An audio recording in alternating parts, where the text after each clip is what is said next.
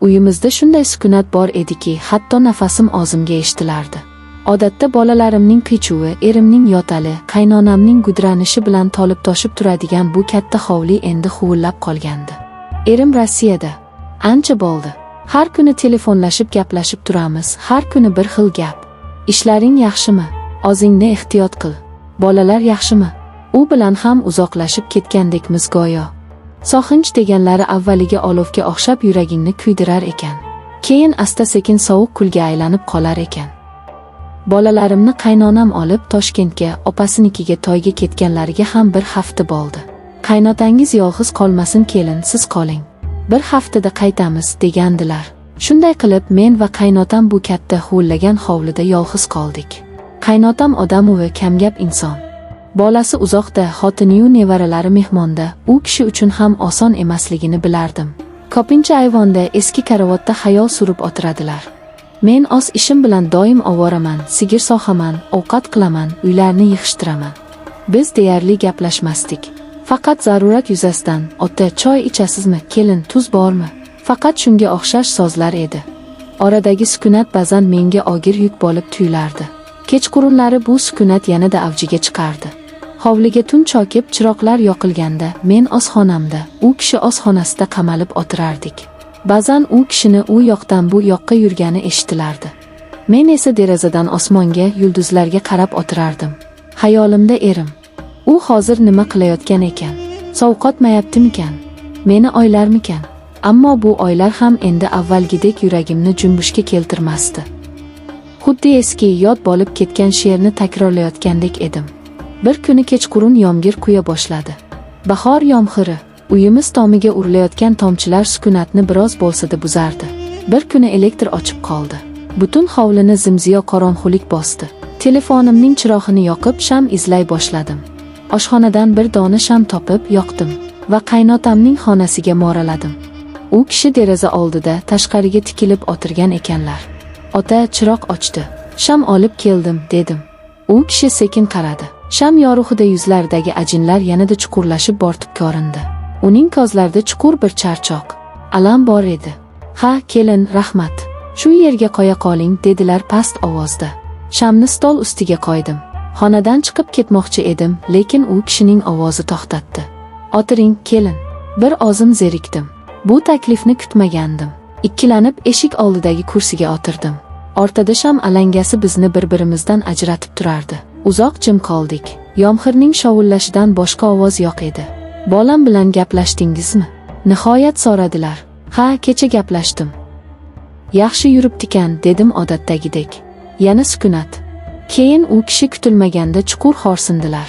Bu xo'rsiniqda soxinch mujassam edi. Pul topaman deb yoshligini xazon qilyapti bolam. Na bola chaqasining oldida, na ota-onasini. Hayotni mazasi qayoqda qoldi o'zi? Bu so'zlar yuragimga oqdek qadaldi. Chunki bu mening ham har kunlik oylarim edi.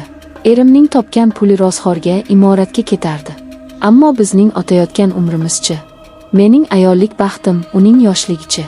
Hali hammasi yaxshi bo'lib ketadi, ota, dedim bazor. U kishi menga qaradilar. Bu safar nigohlari boshqacha edi. Bu qaynotaning keliniga qarashi emasdi. Bu bir erkakning dardini tushungan ayolga qarashi edi. Sizga ham qiyin, bilaman, qizim, dedilar. Yolg'izlik odamni yeydi. Shunda tomog'imga bir nima tiqildi.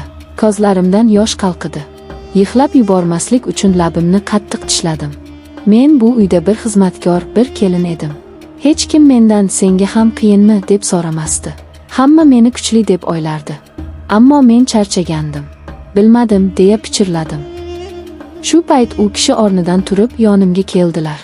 Men seskanib tushdim. U kishi qo'lini yelkamga qo'ydi. Men o'shanda dadamni mehribon qo'llarini esladim. O'zimni tutib tura olmadim, yig'lab yubordim. Uzoq vaqt davomida unutilgan barcha dardlarim, so'xinchlarim, yolg'izligim ko'z yoshlarimga qo'shilib oqardi. U kishi hech narsa demadi. Faqat qo'li bilan yelkamni ushlab tasalli bergandek bo'ldi. Sham alangasi tebranar, ikkimizning devordagi soyalarimiz bir-biriga qo'shilib ketardi. Qancha vaqt shunday o'tirganimizni bilmayman. Yomg'ir tindi. Sham ham erib deyarli tugab qolgandi. Men ko'z yoshlarimni artdim. Kechiring, ota, dedim hijolat bo'lib. Hijolat bo'lmang, dedilar, o'shamayin. Ammo bu gal titroq ovozda. U kishi qo'lini yelkamdan olmadi. Aksincha barmoqlari bilan sochimni sekin siladi. Yuragim dukillab ketdi. Bu nima? Bu qanday holat? Aqlim tur, xonangga kir, bu gunoh deb bong urardi. Ammo tanam, ruhim qimirlashni istamasdi. Men shu mehrga, shu e'tiborga shunchalik tashna edimki, bu iliqlikdan voz kechkim kelmadi. U egilib yuzimga qaradi. Ko'zlarimiz to'qnashdi. Uning ko'zlarida endi nafaqat charchoq, balki bir iltijo, bir olov porlardi. Bu qarashdan butun vujudim muzlab ketdi. Qaynotam, erimning otasi. Bu fikr miyamda charx urardi. Ammo hozir u qaynotam emas, balki meni tushunadigan, dardimga sherik bo'lgan yagona inson edi. U sekin yuzimga yaqinlashdi. Men ko'zlarimni yumib oldim. Lablaridan aroqning hidi anqidi. Demak, yolg'izlikdan ichgan ekanlar. U meni opdi. Bu opichda na ehtiros, na shiddat bor edi. Bu ikki yolg'iz, yaralangan qalbning bir-biriga taskin berishga urinishi edi. Bu gunohkor, ammo shunchalik zarur bo'lgan bir taskin edi. Men qarshilik qilmadim. O'sha lahzada men na erimning xotini, na bu xonadonning kelini edim. Men shunchaki yolg'iz, mehrga zor bir ayol edim. Tong otdi. Chiroq yonib turgandi. Tunda qachon yonib, qachon o'chirganimizni eslay olmadim. O'rnimdan turib, yuzimni yuvdim. Hovliga chiqqanimda qaynotam allaqachon turib, ayvonda choy ichib o'tirardi. Unga ko'zim tushishi bilan kechagi voqea yodimga tushib, butun tanamga titroq kirdi. Uyat, qo'rquv, gunohkorlik hissi butun vujudimni qamrab oldi. U kishiga qaray olmadim. Salom berdim-u oshxonaga kirib ketdim. Nonushta tayyorladim, lekin og'zimning tomog'imdan hech nima o'tmadi. Dasturxon yozib, choynakni olib chiqqanimda, u kishi bilan yana yuzma-yuz bo'ldik. Uning nigohida ham hijolat bor edi. Biz hech narsa demadik, hech narsa bo'lmagandek nonushta qildik. Ammo oramizdagi sukunat endi boshqacha edi. Bu bombosh, sovuq sukunat emasdi. Bu sirlar bilan, aytilmagan so'zlar bilan, gunohning og'ir yuki bilan to'la bir sukunat edi. Biz endi bir-birimizga begona emasmiz. Bizni umrbod bir-birimizga bog'lab turadigan bir sir birlashtirib turardi. Kunlar o'tmoqda. Qaynonam va bolalarim ertaga qaytib kelishadi. Hovli yana shovqinga to'ladi. Erim yana telefon qiladi.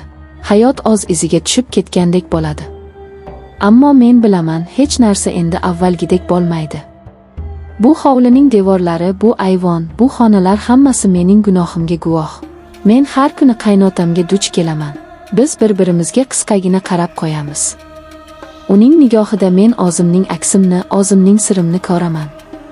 Va bu katta uyda biz ikkimiz abadiy yolg'izmiz. O'zimiz yaratgan yolg'izlikda.